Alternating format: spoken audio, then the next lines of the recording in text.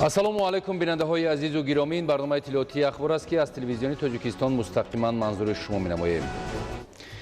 امروز در شهر دوشنبه کنفرانس نهمی وزیران قلب آسیا روند استانبول زیر عنوان تقویت جامعه برای صلح و رشد به کار خود آغاز بخشید. در کنفرانس مذکور اساسگذاری صلح و وحدت ملی پیشوای ملت پرزیدنت جمهوری تاجیکستان محترم امامعلی رحمان اشتراک و سخنرانی نمودند. فعالیت این روند به تحکیم امنیت منطقوی، همکاری اقتصادی و سیاسی با افغانستان توسط مکالمه و تدبیرهای اعتمادسازی نگرانیده شده است. گزارش همکاران ما.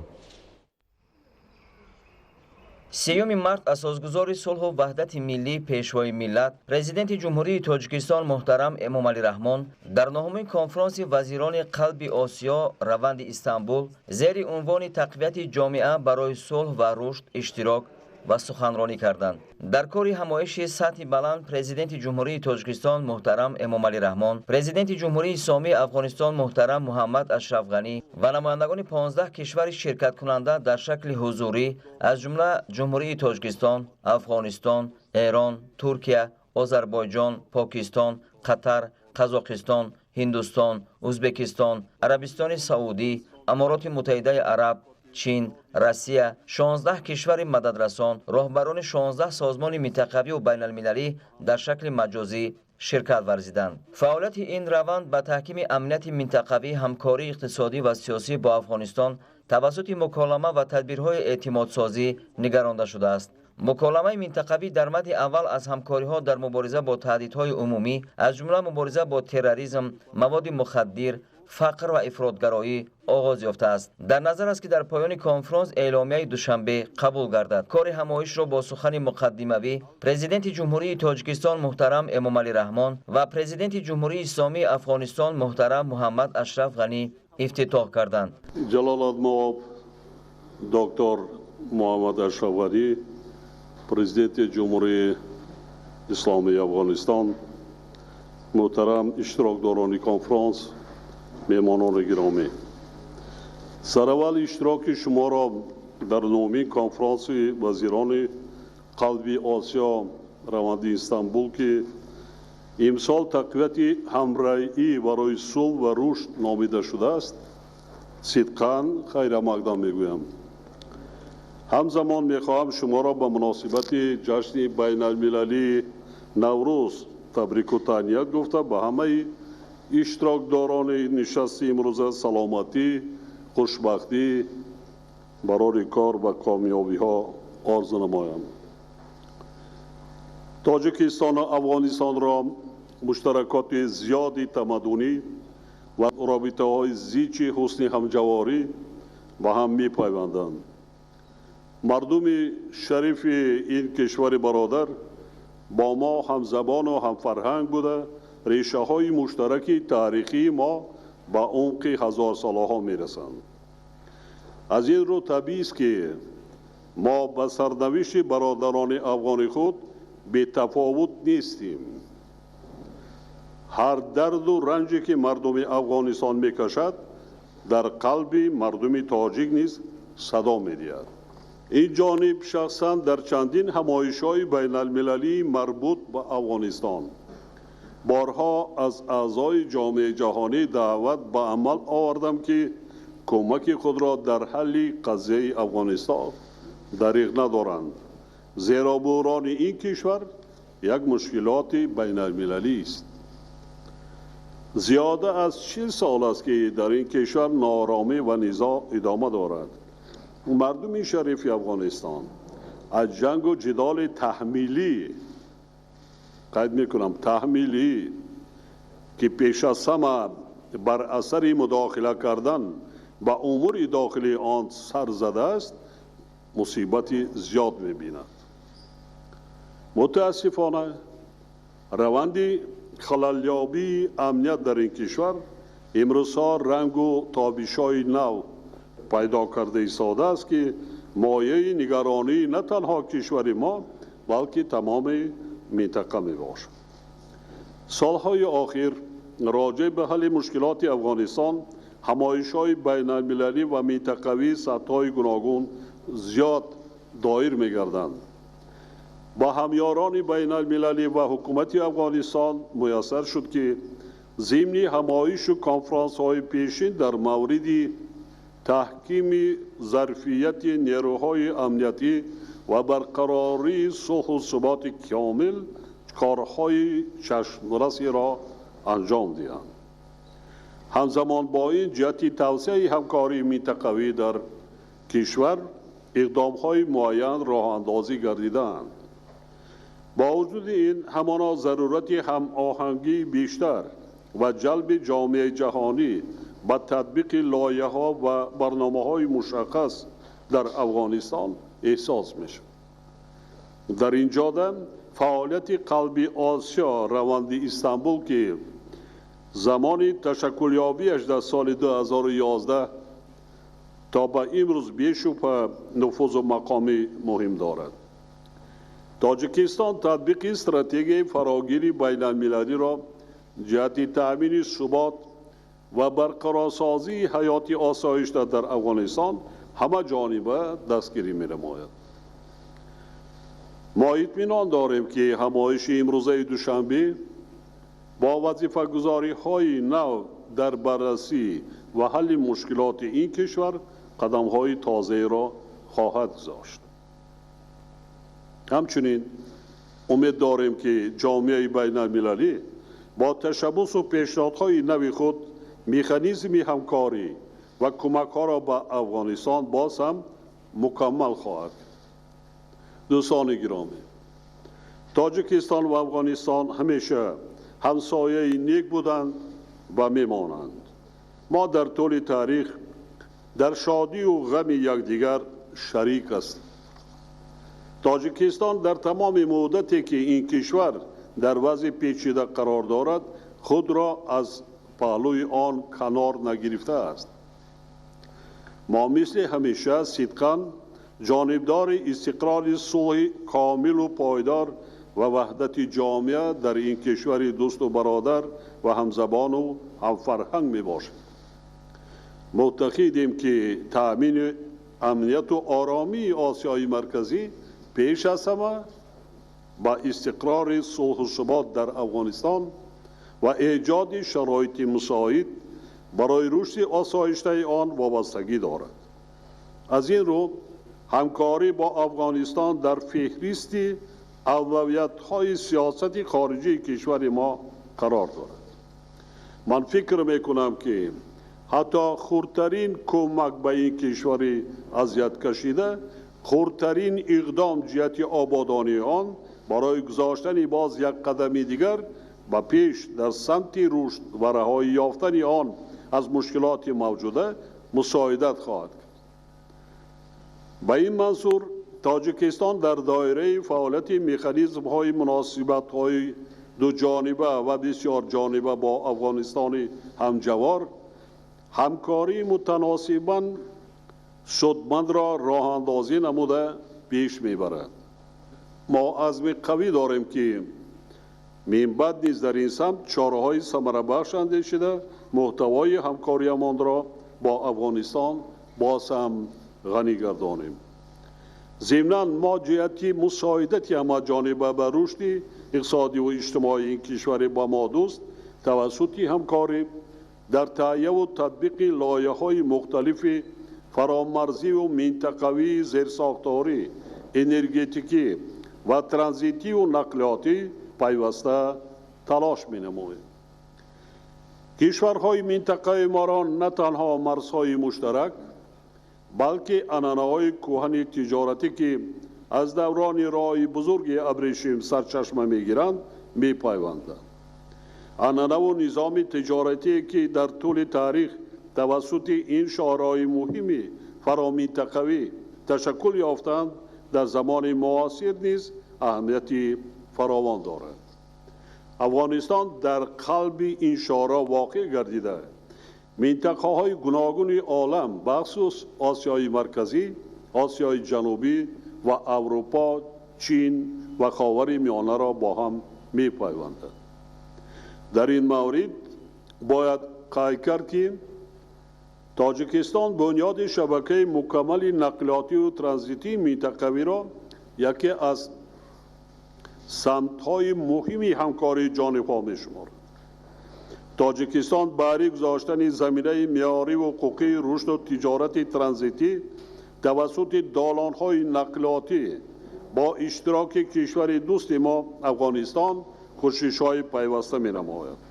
از این رو ما علاقمند استفاده وسیع مسیر راه افغانستان، تاجیکستان، چین و افغانستان، تاجیکستان، قرقیزستان هستیم.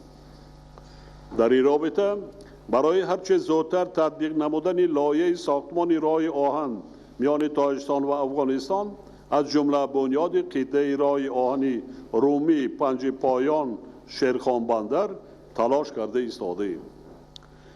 پیشنهاد میکنیم که آن به یک جزء راه آهنی بین تاجیکستان، افغانستان و ایران تبدیل یافته به دالان بین المللی نقلیاتی شمال جنوب پیوست شد. ساحه انرژتیک پایه تمام بخش‌های اقتصادیات و رشد حیاتی جامعه می باشد. استفاده فراگیر و ثمره بخش ذخیره‌های آن می تواند کشورهای ما را به سطح تولید کننده های اساسی منطقوی نیروی سبز برآورده موقع ما را در تطبیق هدفهای رشد استوار پرزور کند. تمایل گلوبالی تشکل اقتصاد سبز و تلاش‌های جامعه جهانی جهت دستیابی به سطح پست پرتاب‌های گازهای گلخانه‌ای به فضا که یکی از عامل‌های تغییریابی اقلیم دانسته شده است، از خصوصیت‌های دوران معاصر می‌باشد. تاجیکستان دارای ذخیره‌های فراوان هیدروانرژتیکی است که منبع مهمی برقرار شونده تولید نیروی برق محسوب می‌یابد. ما تلاش داریم که استحصال نیروی برق آبی از لحاظ اکولوژی تازه را به نفع همه کشورهای منطقه دوچند افزایش داده امکانیت‌های تحویل آن را به بازارهای منطقوی انرژتیکی وسیع نماید. تاجیکستان همه ساله نیروی برق را در حجم از 1 تا 1.5 میلیارد کیلووات ساعت به افغانستان انتقال می‌دهد. طی 10 سال اخیر از جانب ما به این کشور همسایه زیاده از 10 میلیارد کیلووات ساعت نیروی برق تحویل گردیده است. برای این مقصدها از جانب ما دو خط انتقال نیروی برق ساخته به استفاده داده شده است. یکی 110 و دیگری 220 کیلووات با توانایی 500 مگاوات از زیر ایستگاه گیران در تاجیکستان تا پل خمری افغانستان. امکانات همکاری در ساحه انرژتیک هنوز هم نهایت زیادند و ما آماده همکاری همه جانبه در این عرصه استراتژی است. ضمناً ما آماده ایم که انتقال نیروی برق را به افغانستان زیاد نماییم. وابسته به این مسئله تهیه و تطبیق منبعی لایحه‌ها جهت به هم پیوستن شبکه‌های برقی کشورهای منطقه اهمیت خاصه پیدا می‌کند. در این راستا تطبیق لایحه کسه هزار را که انتقال نیروی برق را از تاجیکستان و قرقیزستان به پاکستان توسط قلمرو افغانستان در نظر دارد مهم ارزیابی می‌نماییم. همچنین ساختمان خط بلند شدت انتقال برق 500 کیلوواتی راغون پل خمری که اساس ناکنی تکنیکی و اقتصادی لایحه آن آغاز گردیده ایستاده است اقدام مهم و سری وقتی می باشد. جهت بهتر نمودن سطح نیکوحوالی مردم دوست و همسایه ما در ناحیه‌های نزدیک سرحدی ساختمان نیروگاه‌های برقی آبی از جمله تطبیق لایحه نیروگاه برقی آبی سبزا را در ولایت مختار کوهستان بدخشان تاجیکستان در نظر داریم که از لحاظ زیاد نمودن حجم انتقال نیروی برق به افغانستان اهمیت خاصه دارد. در برابر این تاجیکستان نقشه‌های افغانستان را جهت تطبیق لایحه‌های منطقوی در ساحه انرژتیک از جمله عملی سازی لایحه‌های بنیاد خط‌های بلند شدت انتقال برق و دیگر انشاءات انرژتیکی فراملی جانبداری می‌نماید. جمهوری تاجیکستان در ساحه ساختمان نیروگاه‌های برقی آبی، مؤسسه‌های هیدروتکنیکی، نظام معاصر و با ثمره آبیاری، باغداری، رای آهن ظرفیت‌های وسیع دارد. ما آماده ایم که با افغانستان جهت تهیه و عملی کردن برنامه‌های مشترک در ساحه‌های مذکور همکاری سودمند داشته باشیم. تاجیکستان همچون همسایه دوست افغانستان تلاش می‌ورزد تا همکاری‌های تجارتی و اقتصادی دو کشور را از جمله در ناحیه‌های نزدیک سرحدی به سطح باز هم بلندتر بردارد. در این روند افزایش معاملات تجارتی جانبها از اهمیت خاصه برخوردار است. حجم تجارت دو جانبه بین تاجیکستان و افغانستان در دام سالهای 1997-2020 مبلغ زیاده از 1 میلیارد دلار آمریکایی را تشکیل داد. در سال 2020 حجم تجارتی بین دو کشور به زیاده از 70 میلیون دلار آمریکایی رسید. این با در نظر داشته از کم کاهش یافتن با در نظر داشته پاندمی یا کرونا ویروس یا کووید 19 شد. ما کوشش خواهیم کرد که در آینده نزدیک صرف نظر از تاثیر منفی عامل‌های بیرونه از جمله عاقبت‌های پاندمی کووید 19 نشان دهنده‌های تجارتی دو جانبه را دوچند زیاد کنیم. مورد ذکر است که ما جهت گسترش و توسعه رابطه‌های گوناگون جنبه میان منطقه‌های نزدیک سرحدی از جمله معاملات تجارتی تا به امروز بین تاجیکستان و افغانستان 6 پل ساخته مورد استفاده قرار داده ایم و ساختمان پل هفتم در منطقه کاکل آغاز گردیده است. فعلا در سرحد دو دولت 4 نقطه تجارتی نظیر سرحدی از آن جمله در ولایت مختار کوهستان بدخشان بازارهای نزدیک سرحدی تیم شهر خاروق، اشکاشم ناحیه اشکاشم، روزبه ناحیه درواز و خمراغی ناحیه ونج فعالیت دارند. در ناحیه‌های نزدیک به سرحد با افغانستان از جانب تاجیکستان 4 منطقه آزاد اقتصادی تأسیس داده شده است. ما آماده هستیم که همکاری در ساحه علم، معارف، فرهنگ، هنر، اطلاعات و فعالیت اجتماعی را به سطح نو برآوریم. امروزها در مؤسسه‌های تحصیلات عالی تاجیکستان بیش از 500 دانشجوی افغانی تحصیل می‌کنند. در تمام دوره صاحب استقلالی دولت ما زیاده از 1000 شهروند افغانستان رشته‌های گوناگون دانشگاه‌های تاجیکستان را ختم کرده صاحب اختصاص گردیدند. علاوه بر این طی 10 سال اخیر در حدود 1500 نفر شهروندان افغانستان از آن جمله زیاده از 100 نفر بانوان افغانستان در مؤسسه‌ها و مرکزهای تخصصی تاجیکستان در دوره‌های کسب آموزی و تکمیل اختصاص تحصیل کردند. با در نظر داشت یکچند عامل‌های مشاهدت کننده از جمله همزبانی دو کشور ما امکان داریم که روند تحصیل و علم آموزی شهروندان افغانستان را در مؤسسه‌های مختلف تعلیمی کشورمان به طور ثمره‌بخش ادامه دهیم. جانب تاجیکستان می‌تواند برای افغانستان برادر متخصصان ساحه برق، تندرستی، آبیاری، کشاورزی، رای آهن، راهسازی، ساختمان، معماری، تکنولوژی‌های گوناگون و صدها کادرهای علمی را آماده نماید. تاجیکستان و افغانستان به تحکیم همکاری‌های خود در ساحه امنیتی بر اساس مناسبت‌های دو جانبه و در چارچوب سازمان‌های بین المللی و منطقوی اهمیت خاص می‌دهند. جای تاکید است که با همکاری دو کشور در این عرصه که در سطح بلند هم آهنگی صورت می‌گیرد همدیگر فهمی و اعتماد متقابل خاص است. شرایط حساس امروزه ما را وادار می‌سازد که دایره همکاری عملی کشورهایمان را در این سمت باز هم وسیع‌تر گردانیم. وضع مرکبی که طی سالهای اخیر در افغانستان تشکل می‌یابد تنها با این کشور محدود نمی‌شود و فقط از آن منشأ نمی‌گیرد. قضیه افغانستان خصوصیت فرامنطقوی داشته فراگیر جامعه جهانی نیز میباشد. ما کشورهای منطقه نباید راه دهیم که مردم دوست و برادر افغانستان با مشکلات به آن تحمیل شده تنها باشند.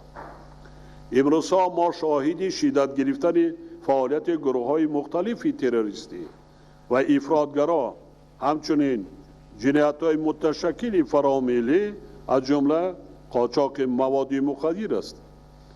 گروه‌های تروریستی و افراطی و تندگرا وضع پیچیده‌ای در قلمرو افغانستان به عمل آمده را برای پیاده کردن غرض‌های خرابی‌آور و توسعه دایره فعالیت تخریبی خود استفاده می‌برند. تجربه تلخ ادامه جنگ و جدال در این کشور طی چند سال اخیر ثابت می‌سازد که قضیه افغانستان راه حل نظامی ندارد. ما کلید حل مشکلات امروزه افغانستان را در استفاده وسیع واسطه‌های دیپلماتی و سیاسی و اندیشیدن چاره‌های معاصر جهت تأمین رشد اقتصادی و اجتماعی کشور می‌بینیم. از این رو تاجیکستان از موقع حکومت افغانستان جهت برآمدن مذاکرات بین افغانی به خاطر تأمین امنیت و صلح و ثبات در کشور استقبال می‌نماید. ما بر آنیم که در این مذاکرات باید منفعت‌های تمام مردم کشور به نظر گرفته شوند و تقدیر و آینده آن را قبل از همه خود مردم افغانستان معین سازد. همزمان جامعه جهانی پیش از همه کشورهای مددرسان را ضرور است که در وضع حساس امروزه دستگیری خود را از افغانستان اذیت کشیده دریغ ندارند. همه اشتراکداران این کنفرانس با نفوذ می‌دانند که پس از پاشخوری اتحاد شوروی به سر تاجیکستان چی آمد. نعمت استقلال به ما گران افتاد. روند آشتی ملی در کشور ما 5 سال طول کشید.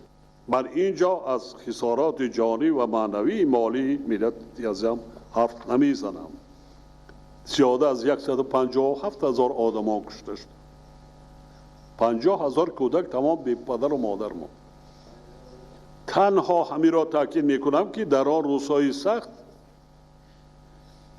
هزاران هزار شهروندان ما در خاک افغانستان برادر جای اقامت یافتند و مردم افغانستان یک بریدنان را با هم کمک کرده مردم ما را از گرسنگی رهایی بخشید. و مخصوصا نمی را تاکید میکنم که در همان روزهای بسیار سخت پیشوایان آن وقته مردم افغان، مخصوصا پروفسور شادروان، پروفسور برهانالدین ربانی و امیر صاحب احمد شاه مسعود بسیار خدمت تاریخی کردند و اولین مذاکرات بین تاجیکان در شهر کابل برگزار گردیده بود و آخرین حجت استقرار صلح و رضایت ملی در جمهوری تاجیکستان نیز در تالقان، دهه تالقان در یک مسیر کوهستانی که وای بود، ما در آنجا نقطه گذاشته حالا فصل کردیم، بعدا در شهر مسکو 27 ایون سال 97 به امضا رسانیدیم. از این لحاظ ما به نهایت هر شب و روز در فکر و ذکر روند صلح و مذاکرات بین افغانی هستیم و آرزوی آن را داریم و هرچی از دست ما بیاید کمک میرسانیم که این روند زودتر و مردم برادر افغانستان در صلح پایدار کامل زندگی کنند و کشورشان را آباد کنند. روند صلح تاجیک‌ها را آنها دستگیری کرده به ما کمک خالصانه و برادرانه رسانیدند. ما این را هرگز فراموش نمی‌کنیم. مردم تاجیک هیچگاه ناسپاس نیست. ما در راه دریافت آشتی، صلح و رشد بعدی تجربه غنی اندوختیم و آماده هستیم در هر شرایطی که نباشد آن را به مردم برادر افغان ارائه نماییم. یعنی همان روزهای امروز ما می‌بینیم در افغانستان، دستور عراق، ما این روزها را سالهای 90 پس سر کردیم. عیناً همین وضع تاجیکستان. فرجام تمام جنگ ها آشتی است. من زیاده از یک کشور خود زیاده از 6000 سلاح به دستان مخالفین را رeintegrate کردم، بخشیدم به قواهای مسلح و دیگر. بسیار دشوار، وزنین، سنگین است، لیکن ما همین کار در رفتیم. این تجربه تلخ تاجیکستان. از تمام کشورهای اشتراک کننده ای کنفرانس، دولت‌های مدرسان و سازمان‌های منطقه‌ای و بین‌المللی دعوت می‌نمایم بیایید به مردم شریف افغانستان کمک کنیم، کمک بی‌غرضانه نماییم تا راه به سوی تحکیم همدیگر فهمی، صلح و رشد وطن آنها برایشان آسان و کوتاه‌تر شد. اظهار امید می‌نمایم که نتیجه‌های نشست امروزه باز یک عامل مؤثر تقویت بیشتر همکاری‌های ثمره‌بخش کشورهای اعضا و شریکان کنفرانس قلب آسیا روند استانبول خواهد شد. تشکر برای توجهتان. سلامت باشید. بار دیگر خوش آمدید به جمهوری تاجیکستان، پایتخت دولت تاجیکان، شهر دوشنبه.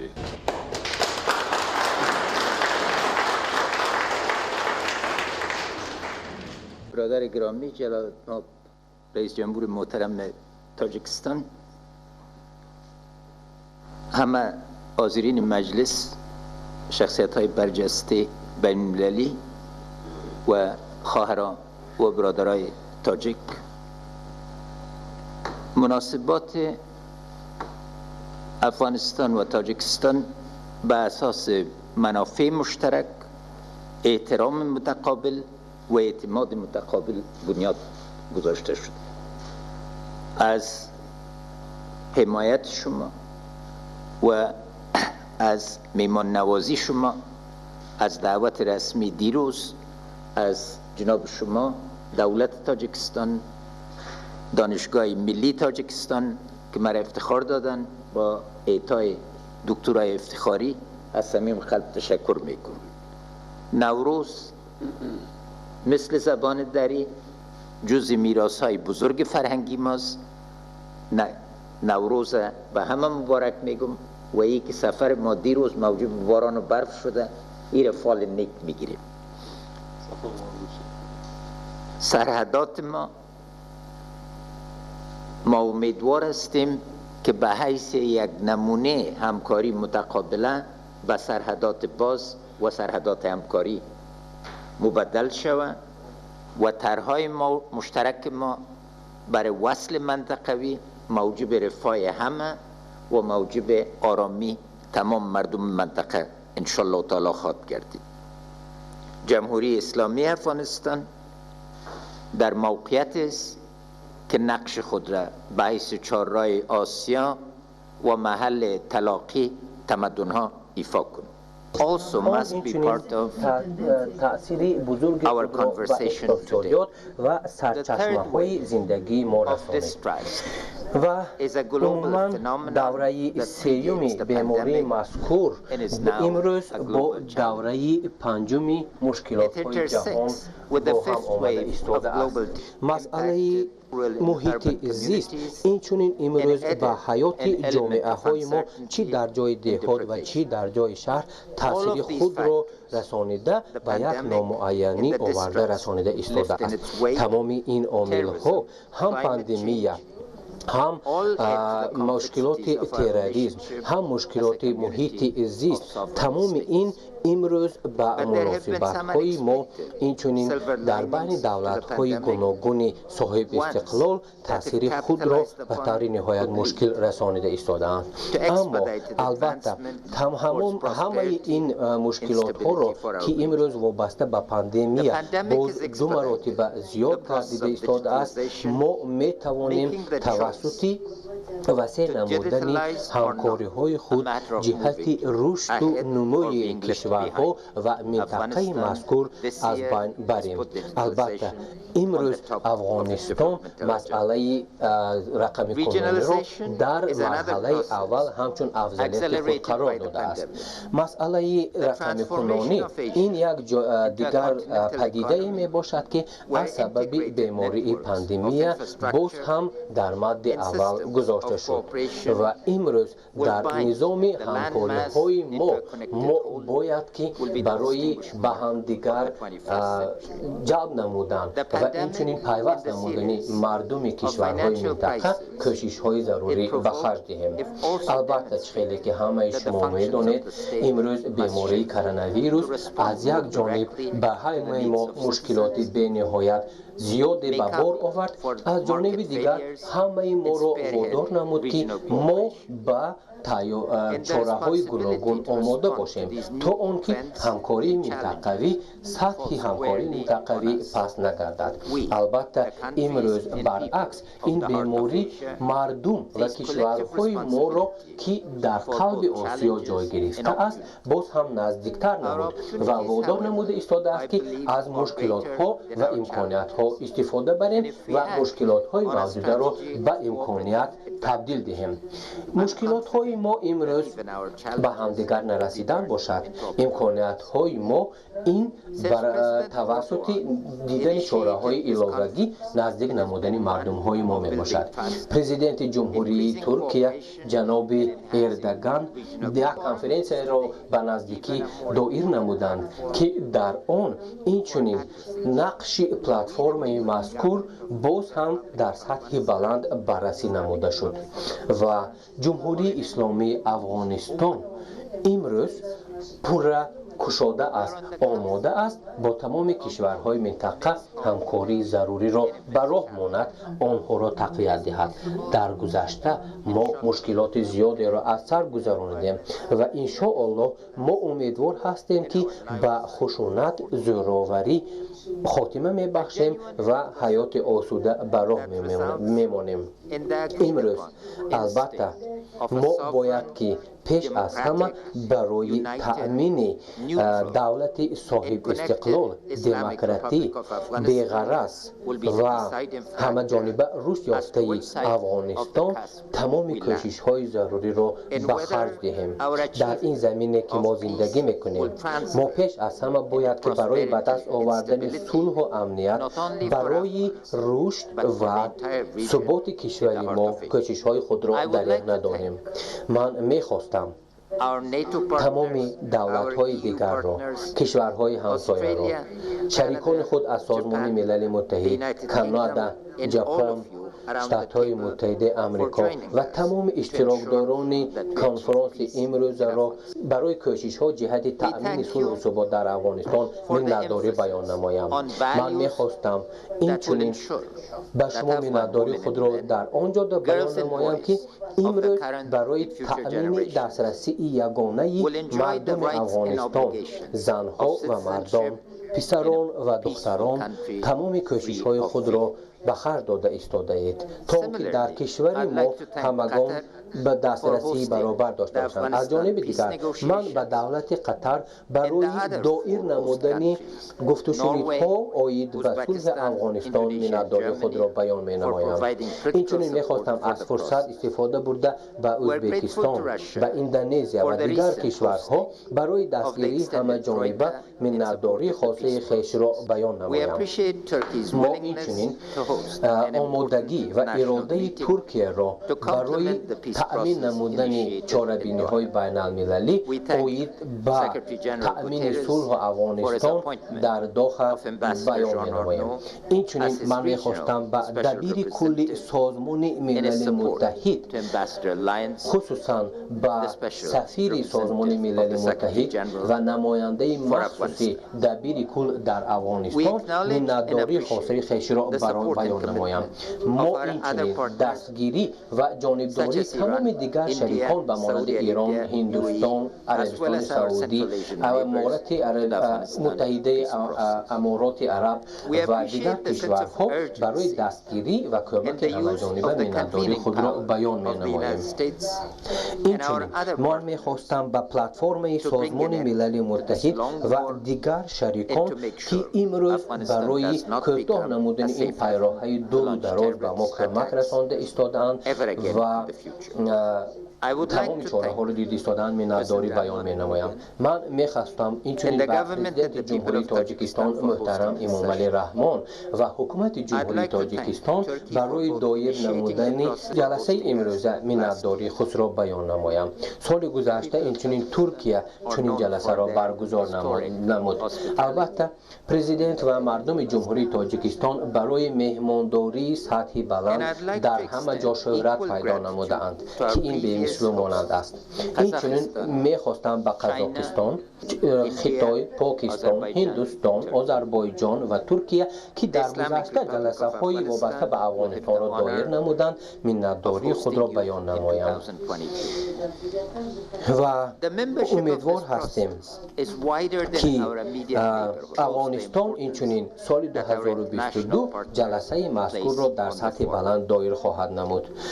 عضویت جریان مذکور امروز نسبت به کشورهای همسایه باز هم وسیع گردیده است و البته امروز ما با جانب‌های دخلدار به مسئله‌های همکاری در ساحه مدافعه و بی‌خطری اعتبار خاصه می‌دهیم. من به همه شما برای اشتراکتان محترم وزیران کارهای خارجی در این جلسه میانبرداری خود را بیان می‌نمایم. اینچنین می‌خواستم به هیئت ارشد برای تأمین دستگیری دائمی و کمک‌های پرمحصول میانبرداری خود را بیان نمایم. من می‌خواستم خصوصا به وزیران کارهای خارجی تاجیکستان و افغانستان و خصوصا به دو وزیر معاون وزیرهای کارهای خارجی جناب خسرو ناظری و میرویس نب برای تمام کوشش‌های همه‌جانبه جهتی به دست آوردن اجماع یعنی کنسنسوس در بین شریکان جمع آمدی امروزه میانبرداری خود را بیان نمایم. مسئله همگرایی منطقوی امروز برای رشد ما یک واسطه مهم است. استراتژی همکاری یکی از برتری‌هایی میباشد که در گذشته ما آن را عملی می‌نمودیم و امروز اینچنین ما عملی کرده ایستاده‌ایم و در آینده چنین نیت داریم.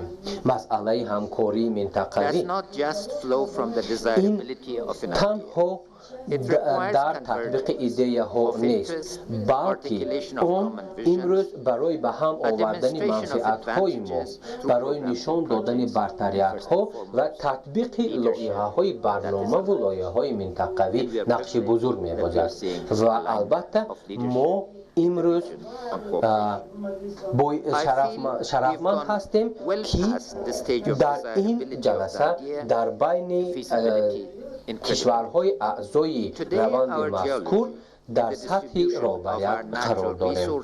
البته امروز ما اینچنین به استفاده ذخیره های طبیعی در بین منطقه آسیای مرکزی که ساحه های گوناگون را در بر میگیرد از جمله ساحه انرژتیک اعتبار خاص دهیم. در قسمت های گوناگون آسیا توسط انرژتیک رشد انرژتیک ما می توانیم آسیای جنوبی، آسیای مرکزی و آسیای غربی را با هم آوریم. مسئله نقلیات و همگرایی نقلیاتی امروز به طور ریولوسیونی یا که انقلابی پیش رفته ایستاده است و من اینچنین میخواستم بعضی درباره دستاوردها گفته بگذارم. من میخواستم به جمهوری ترکمنستان برای آغاز جریان وابسته به پیشروی تطبیق لایحه تپی میانبرداری خود را بیان نمایم. این لایحه لوله گازی بین ترکمنستان، افغانستان، پاکستان و هندوستان می باشد و ما امروز علاقه با کارهای جسمانی در منطقه افغانستان مشغول هستیم. من اینچنین میخواستم هندوستان را و پاکستان را برای با هم آوردن کشورهای منطقه میانبرداری بیان نمایم. البته امروز لایحه های مذکور منطقه ما را به یک دالان کرده ایستاده است یعنی که تبدیل داده ایستاده است. سرمایه گذاری های ترکمنستان برای وسیع نمودن راه آهن در منطقه های هرات و فریاد برای ما تأمین موادهای ضروری و زنجیره تقسیمات موادها را وسیع نمود که امروز ما با توسط این جریان و لایحه با اسیای مرکزی باز هم نزدیک شده ایستاده. میخواستم قید نمایم که مخصوصا به شرافت شریکی با سروزیر هندوستان جناب مودی و پرزیدنت روحانی در بندر چابهار ما امروز توانستیم دسترسی خود را به اقیانوس زیادتر نماییم. من اینچنین درباره سرمایه گذاری ایران برای با هم آوردن راه‌های آهن که به نزدیکی راه آهن خوف هرات به آخر رسانیده شد مینتداری بیان نمایم. اینچنین میخواستم به پرزیدنت علیف و بردی محمدوف برای همکاری با کشور ما جهتی تطبیق دالان لپیس لازوری یعنی که مینتداری خود را بیان نمایم. ما امروز خصوصا مخصوص به شرافت این همکاری از منطقه کافکاس تا ترکیه و روسیه با هم آمده ایم و اینچنین تحت ریاست و راهبری پرزیدنت میرزیویف ما امروز در حقیقت در تاریخ به یک دستاوردی به مثل مانند وابسته به همکاری رسیدیم. امروز افغانستان میتواند نیاز خود را برای مالهای به مانند گندم و آرد توسط زنجیره‌های با اعتماد که از ازبکستان تا قزاقستان برده میرساند تامین نماید.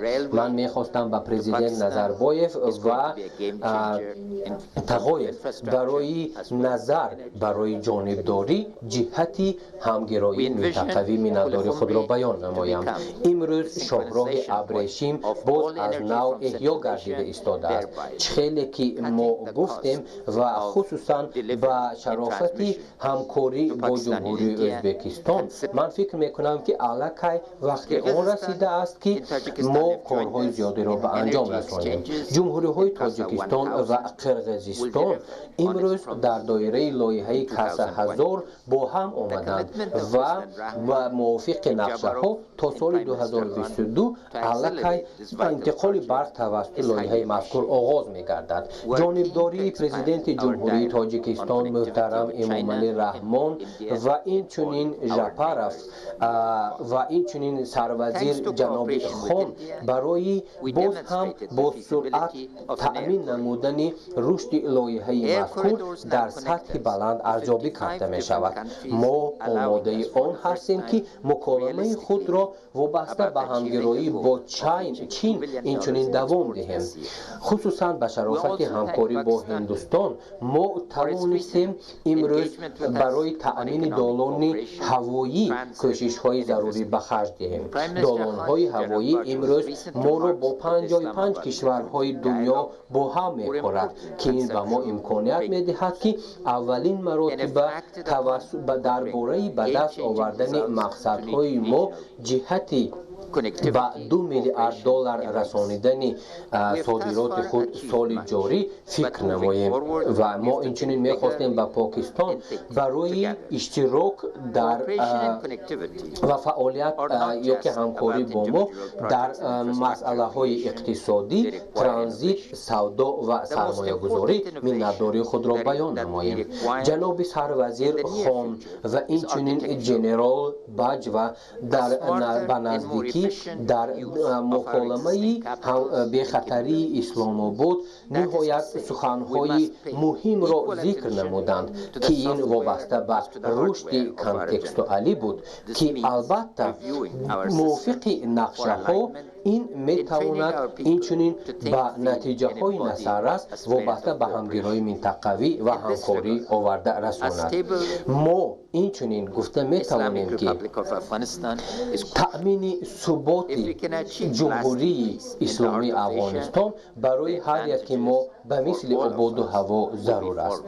البته صلح و ثبات در افغانستان صلح و ثبات منطقه خواهد شد و البته وقت نشان می‌دهد که ما چگونه امروز این که اذیت کشیده ایستاده‌ایم برای به دست آوردن این تحفه صلح ما رنج دیده ایستاده‌ایم و امیدوار هستیم در آینده ما به این آرزوی خود میرسیم و امیدوار هستیم ما برای تامین نمودن صلح و ثبات همچون کشوری قلب آسیا سهم خود را میگذاریم.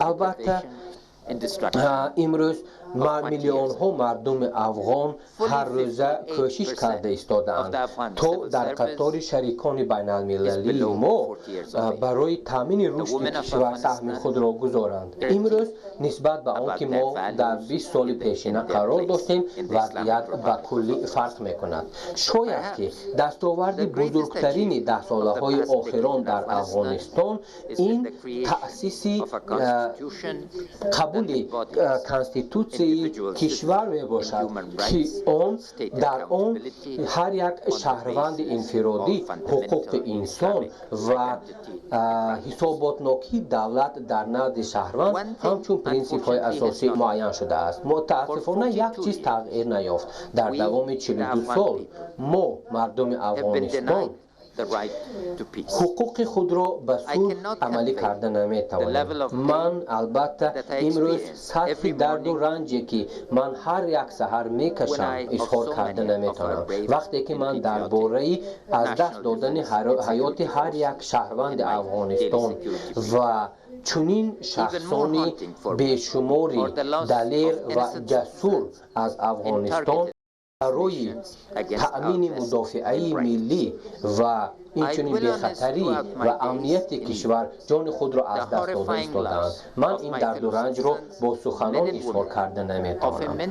زیاده از این امروز از دست دادن شهروندان بیگناه و اینچنین به حق رسانیدن مردم امروز بر ضد منفعت های ما می باشند و من دست دعا می بردارم که هر روز و هر شام من از این دهشت ها آزاد باشد تا آنکه ما مردم خود را دیگر از دست ندهیم و مردم اینچنین زنان و مردان بیگناه توانند که حقوق خود را به همگرایی به صلح و امنیت تطبیق نمایند تا آنکه جامعه شهروندی نقش خود را بازی تواند.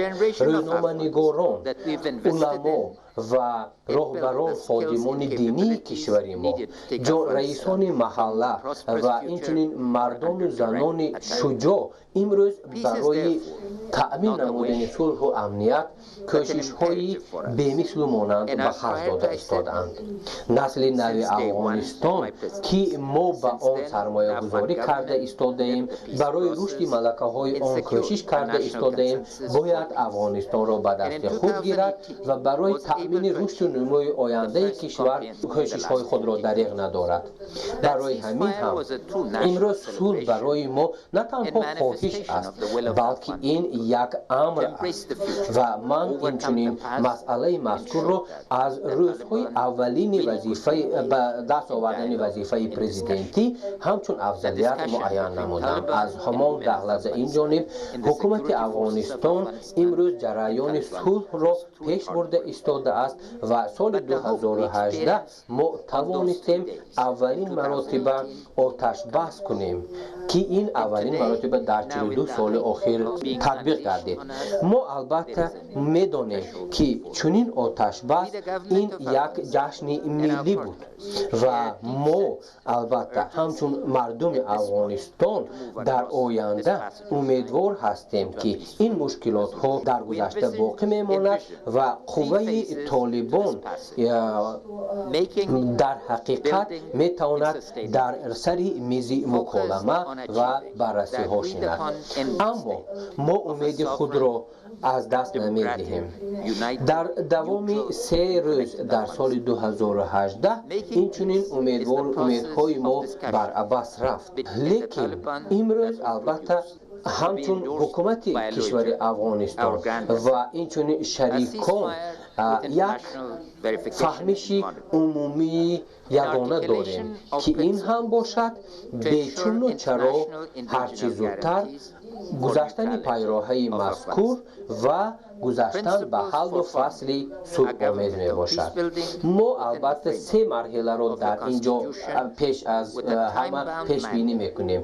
Пеш аз ҳама ин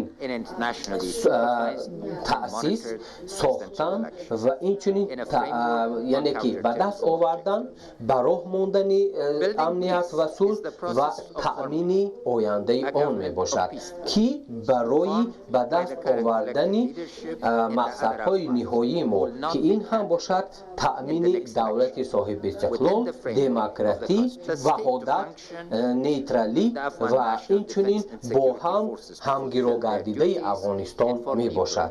Таъмини сулҳ ин як ҷараёни муҳокимаҳо байни ҳукумати Афғонистон ва Толибон буда дар натиҷаи он мо зеринро интизор ҳастем. Пеш аз ҳама созишномаи сиёсӣ ки бояд ки аз ҷониби лоя ҷирга яъне ки парламенти ҳукумати Афғонистон қабул карда шавад.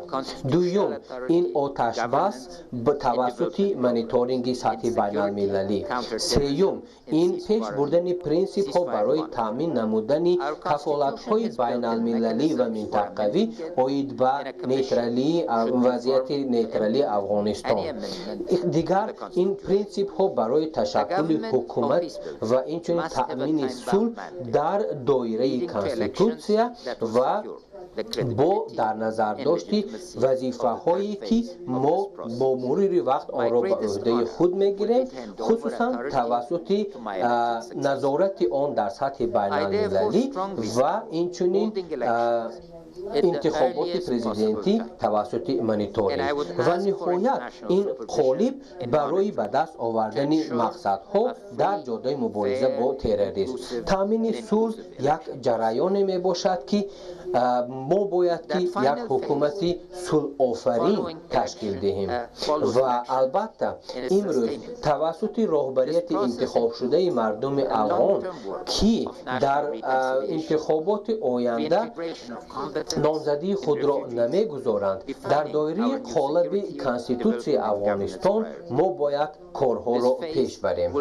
Барои таъмини фаъолияти давлат мо имрӯз бояд ки таъмин намоем ки тамоми ҷонибҳо вазифаҳои худро ба таври зарурӣ иҷро намоянд ва ба мардум имконият дода шавад то онҳо ҳуқуқҳои худро барои интихоб кардан ва интихоб шудан татбиқ карда тавонанд ки ин барои фазаи мазкур ниҳоят муҳим аст.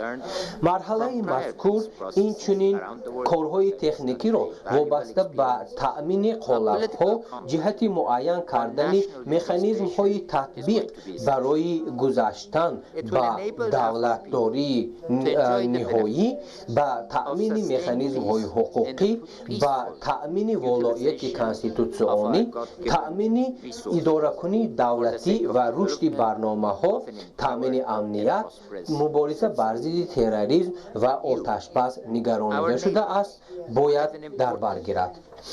Конститутсияи мо дар як механизми дохилие мебошад ки барои ворид кардани он мо бояд як комиссия ташкил намоем ки чунин тағйиротҳо ба конститутсия ворид карда шаванд. ҳукумати сулҳ бояд инчунин вазифаи муваққатии худро дошта бошад ки он ба интихоботе оварда расонад ки барои ба даст овардани боварии мардум ва қонунӣ будани марҳилаи сеюми ҷараёни мазкур кӯмаки худро расонад. Барои ман шарафмандии бузург аст ки тавонам ҳукуматро ба ояндадорон, яъне ки ба шахсоне ки ин фаъолиятро оянда давом медиҳанд супорам. Барои ҳамин ҳам ман гузаронидани интихоботро дар марҳилаи аввал дар сатҳи баланд дастгирӣ менамоям. Барои ҳамин ҳам ман хоҳиш мекунам ки интихоботи мо дар сатҳи байналмилалӣ назорат ва мониторинг карда шавад то он ки мо як интихоботи озод, одилона ва фарогир таъмин намоем. Ва мо бояд ки имконият ва мушкилотҳои худро хуб аз худ намоем ва онҳоро самаранок истифода барем ва албатта мо ҷонибдори сулҳу амният бошем. бо умеди татбиқи чунин ормонҳо ба шумо ташаккур мегӯям. пешвои миллат муҳтарам эмомалӣ раҳмон иштирокчиёнро ба сарзамини меҳмоннавози тоҷикистон хайрамақдам гуфта, ҳамаи онҳоро ба муносибати ҷашни байналмилалии наврӯз табрик карданд. сарвари давлат муҳтарам эмомалӣ раҳмон дар оғози суханронӣ таъкид доштанд ки тоҷикистону афғонистонро муштаракоти зиёди тамаддунӣ ва робитаҳои зичи ҳусни ҳамҷаворӣ ба ҳам мепайванданд. мардуми шарифи ин кишвари бародар бо мо ҳамзабону ҳамфарҳанг буда решаҳои муштараки таърихии мо ба умқи ҳазорсолаҳо мерасанд. аз ин ро табиист ки мо ба сарнавишти бародарони афғони худ бетафовут нестем. ҳар дарду ранҷе ки мардуми афғонистон мекашад дар қалби мардуми тоҷик низ садо медиҳад, изҳор доштанд президенти мамлакат муҳтарам эмомалӣ раҳмон. мавриди зикр аст ки пешвои миллат муҳтарам эмомалӣ раҳмон дар чандин ҳамоишҳои байналмилалии марбут ба афғонистон борҳо аз аъзои ҷомеаи ҷаҳонӣ даъват ба амал оварданд ки кӯмаки худро дар ҳалли қазияи афғонистон дариғ надоранд, зеро буҳрони ин кишвар як мушкилоти байналмилалист. сарвари давлат муҳтарам эмомалӣ раҳмон фаъолият ва мақоми қалби осиё раванди Истанбулро аз замони ташаккулёбиаш дар соли 2011 то ба имрӯз муҳим арзёбӣ карданд. тоҷикистон татбиқи стратегияи фарогири байналмилалиро ҷиҳати таъмини субот ва барқарорсозии ҳаёти осоишта дар афғонистон ҳамаҷониба дастгирӣ менамояд. мо итминон дорем ки ҳамоиши имрӯзаи душанбе бо вазифагузориҳои нав дар баррасӣ ва ҳалли мушкилоти ин кишвар қадамҳои тозаеро хоҳад гузошт, изҳор доштанд президенти мамлакат муҳтарам эмомалӣ раҳмон ва бо боварӣ таъкид намуданд ки ҷомеаи байналмилалӣ бо ташаббусу пешниҳодҳои нави худ механизми ҳамкорӣ ва кӯмакҳоро ба афғонистон боз ҳам мукаммал хоҳад кард. имрӯз асосгузори сулҳу ваҳдати миллӣ пешвои миллат президенти ҷумҳурии тоҷикистон муҳтарам эмомалӣ раҳмон вазири корҳои хориҷии ҷумҳурии ҳиндустон субраҳманям ҷайшанкарро ки бо мақсади иштирок дар нуҳумин конфронси қалби осиё раванди Истанбул дар Тоҷикистон қарор дорад ба ҳузур пазируфтанд. дар мулоқот вазъи кунунӣ ва дурнамои муносибатҳои ҳамкории Тоҷикистону Ҳиндустон дар соҳаҳои барои ҳарду ҷониб судманди сиёсӣ, иқтисодиву тиҷоратӣ, фарҳангиву гуманитарӣ ва дигар арсаҳо мавриди баррасӣ қарор дода шуд. сарвари давлат муҳтарам эмомалӣ раҳмон таъкид намуданд ки ҷумҳурии Ҳиндустон яке аз кишварҳои калидии қидаи осиё маҳсуб меёбад ва мо ба бештар мустаҳкам намудани муносибатҳои ногунҷанбаи Тоҷикистон ва Ҳиндустон аҳамияти пайваста медиҳем. дар ин зимн зарурати тақвияти фаъолияти комиссияи байниҳукуматӣ оид ба ҳамкории тиҷоратӣ, иқтисодӣ, илмӣ ва техникӣ, беҳтар гардонидани фазои сармоягузориву соҳибкорӣ ва ҷалби сармояи мустақим барои таъмини рушди устувори иқтисодиёт, татбиқи лоиҳаҳои зерсохториву истеҳсолӣ ва тиҷоративу хизматрасонӣ дар Тоҷикистонро таъкид намуданд. ҳамчунин зарур дониста шуд ки имкониятҳои фаровони ду кишвар дар соҳаи энергетика, бахши кишоварзӣ, нақлиёт, тиб пурратар истифода карда шаванд. зимни суҳбат аз ҳамкорӣ дар доираи барномаи омӯзишии ҳамкориҳои иқтисодӣ, шурӯи муносибатҳои фарҳангии Ҳиндустон ва дар соҳаи тандурустӣ, аз ҷумла ҷиҳати интиқоли 192 000 воя ваксинаи зидди вируси COVID-19 тариқи механизми ковакс изҳори қаноатмандӣ карда шуд. дар мулоқот тақвияти фаъолияти гурӯҳи кории муштарак оид ба масъалаҳои амниятӣ ва мавзӯъҳои марбут ба мубориза бо терроризму экстремизм, қочоқи маводи мухаддир, зуҳуроти ҷиноятҳои муташаккили фаромилӣ ва дигар хатару таҳдидҳои глобалӣ, инчунин қазияи Афғонистон муҳокима гардид. дар фарҷоми суҳбат ҷонибҳо ҷиҳати таҳкиму густариши минбаъдаи робитаҳои гуногунҷанбаи ду кишвари дӯст алоқамандии худро изҳор намуданд. пас аз мулоқот бо асосгузори сулҳу ваҳдати миллӣ пешвои миллат президенти ҷумҳурии Тоҷикистон муҳтарам Эмомалӣ Раҳмон, вазири корҳои хориҷии ҷумҳурии Ҳиндустон Субраҳманям Ҷайшанкар андешаҳояшро оид ба натиҷаҳои ин мулоқот чунин баён дошт. Friends of the media, I had the Для меня это большая честь обсуждать с господином президентом о наших двусторонних отношениях. Мы обсуждали об этом, также мы обсуждали о ситуации в Афганистане. Также мы выразили нашу поддержку Таджикистану в их борьбе против COVID-19, а также мы выразили нашу поддержку Таджикистану, так как Таджикистан председательствует в этом году ШОС. С большой радостью я видел проекты, которые сейчас идут в Таджикистане, особенно восьмиполосные шоссе Душанбе-Чортут. А также мы обсуждали, каким образом мы должны разрешать наши экономические и торговые отношения и сотрудничество. Также мы обсуждали, каким образом наращивать потенциал, а также политическое сотрудничество и особенно наше сотрудничество в сфере в Афганистане.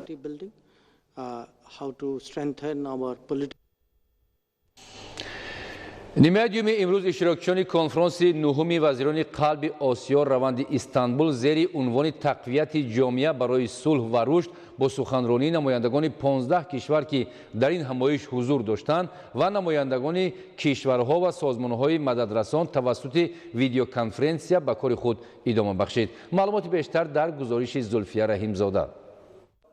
дар қисмати дуюми нуҳумин конфронси вазирони қалби осиё раванди истанбул вазирони корҳои хориҷии 15 кишвари ширкаткунанда тоҷикистон, афғонистон, туркия, қазоқистон, озарбойҷон, ҳиндустон, эрон, покистон, ӯзбекистон ва намояндагони ҷумҳурии мардумии чин, қирғизистон, россия, туркманистон ва арабистони саудӣ дар шакли ҳузурӣ, инчунин намояндагони 16 кишвари мададрасон, иёлоти муттаҳидаи амрико, олмон, британияи кабир, япония, фаронса, канада, австралия, дания, миср, Финляндия, Италия, Норвегия, Лаҳистон, Испания, Шветсия ва ҳамзамон намояндагони 16 созмони минтақавию байналмилалӣ ба монанди Фонди рушди Оғохон, Бонки рушди Осиё, Конфронси ҳамкорӣ ва тадбирҳои эътимодсозӣ дар Осиё, Созмони ҳамкории иқтисодӣ, Иттиҳоди Аврупо, Созмони паймони амнияти дастаҷамъӣ, Созмони паймони Атлантикаи Шимолӣ, Созмони ҳамкории исломӣ, Созмони амният ва ҳамкорӣ дар Аврупо, Созмони ҳамкории Шанхай, Барномаи ҳамкории иқтисодии минтақавии Осиёи марказӣ, Ассотсиатсияи ҳамкориҳои минтақавии Осиёи ҷанубӣ,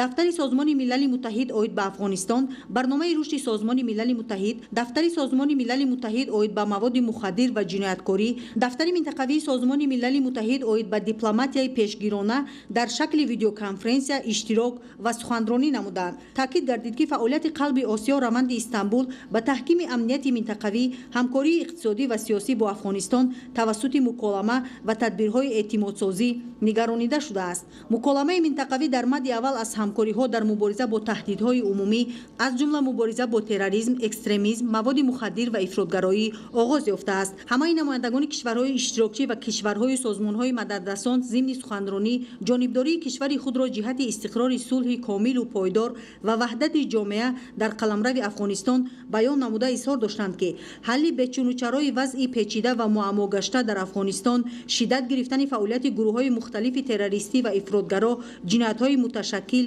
маводи мухаддир, куштори намояндагони воситаҳои ахбори омма ва аҳолии бегуноҳ, махсусан азияти занону кӯдакон аз масъалаҳои муҳим ва оҷилӣ ба ҳисоб мераванд. изҳори умед карда шуд ки нуҳумин конфронси вазирони қалби Осиё раванди Истанбул натиҷаи дилхоҳ дода барои тақвияту густариши ҳамкориҳои самарабахши кишварҳои аъзо ва кишварҳою созмонҳои мададрасони қалби Осиё раванди Истанбул замина мегузорад. дар анҷоми кори нуҳумин конфронси вазирони қалби Осиё раванди Истанбул эъломияи душанбе қабул гардид ва пешниҳоди ҷумҳурии исломии Афғонистон ҷиҳати мизбонии 10-умин конфронси вазирони қалби Осиё раванди Истанбул дар Афғонистон пазируфта шуд. бинандаҳои азиз, шуморо бо дигар хабару гузоришҳо дар нашрҳои минбаъдаи ахбор ошно месозем. саломат бошед.